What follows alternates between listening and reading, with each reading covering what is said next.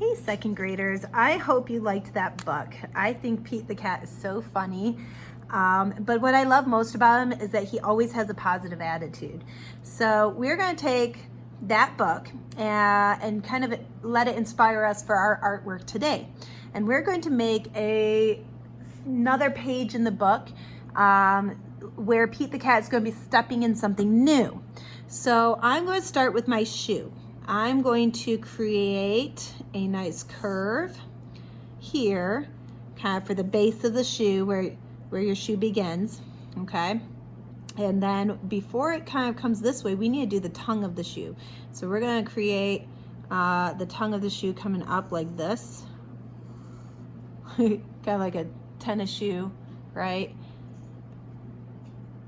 So we just have a nice soft curve here and almost like an upside down U shape.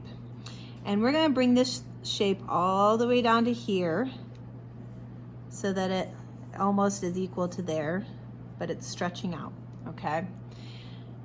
And then let's make some sense of this shape. I'm going to bring it down over on this side,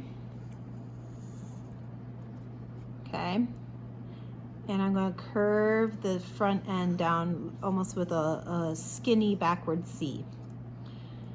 And I'm going to tie those two together with a line.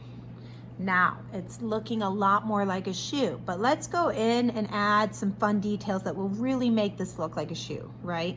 I'm going to start with my shoelaces. So I'm going to come in here and give myself several shoelaces right there. And those are just parallel lines, maybe one more. Parallel lines that make it look like the shoelaces are coming. Now the shoelaces usually tuck into a little hole. So we're going to create a C and another C to make it look like that's tucked into a shoelace hole. Oh, look at that. Looking so real, huh? A C and another C that's swallowing up your shoelace. C and another C. Okay, I'm going to give you a second to get caught up with that. But it is already looking so much like a shoe, right? Now, before I do the tongue of my shoe coming all the way down and through here, what I want to do is I'm going to add the tip of my shoe, because you know those sneakers usually have a shape that comes right up here, right? So I'm going to add just a soft curve right on the end of my shoe so that way it's got the end right where I want it. And then I'm going to follow this line. I'm going to start right here. I'm going to come all the way across to there. If I didn't quite make it with this line, I can come and bring it down. I want that line to tuck into that line. Look how cool that looks. It's looking like a shoe already. Okay, last detail. I'm going to take my shoe tongue and I'm going to bring it for a walk down through here, and it's going to kind of be going all the way to there. Okay. Awesome. All right, now we need to make Pete the Cat's leg coming out of the shoe. So this is the easier part. We're just going to come from the top part of my shoe and I'm going to go straight out like this. Okay. I'm going to give you a few seconds to finish that so that you can get your detail in before we start coloring.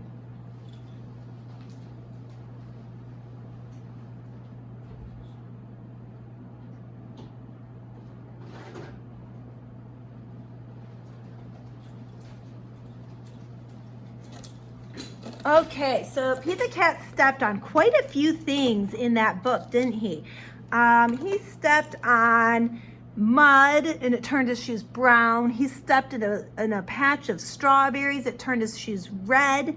I mean, he stepped on a lot of things. So what I want you to do is have fun. Don't do what I'm going to do. You come up with your own thing. Make it so that it looks like Pete the Cat is stepping on something. Now you can just kind of make it so that you're seeing just the end of that object. I'm going to make him step on a pumpkin and it's squishing already. Squish, squishy.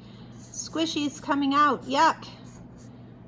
Squish, squish. Okay, so he's stepping on a pumpkin and it has definitely been squished. You see that? Ah, too much fun. So now what I'm going to do is I'm going to go back through and color in how his shoe is turning orange. So maybe because it's stepping on the pumpkin, his whole shoe is starting to turn orange. How fun is that? And what I'm going to do is I'm going to switch and make my pumpkin a little bit darker orange so you can tell the difference between my shoe and my pumpkin. And you can have fun doing whatever you want. Maybe he's stepping on a purple plum. Ooh, purple shoes would be cool.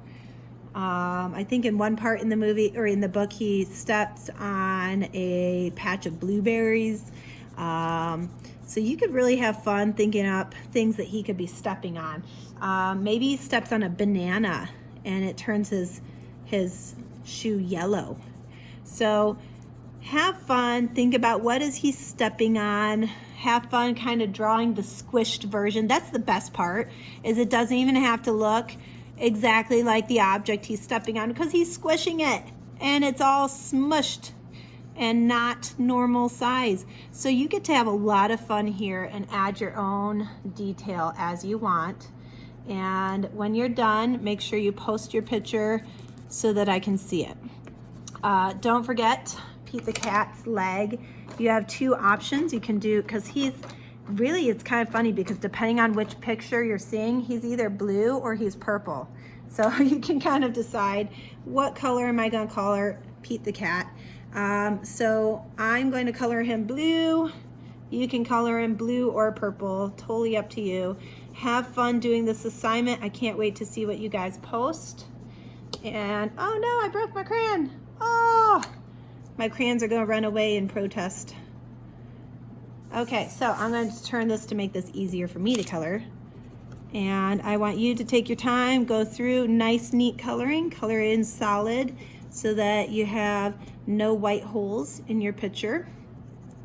And then when you're done, I can't wait to see your pictures of what you created, okay? Any of those little squish marks that you have around, you can add color to those as well. So you can add the color up here to the squish, right? All right, so in honor of March is Reading Month, we are going to be looking at a couple different books, having fun, creating artwork each week based on what is happening in the book. So I hope you guys enjoyed this lesson. Have fun, go make some art, and share with me what you made afterwards. Bye, guys.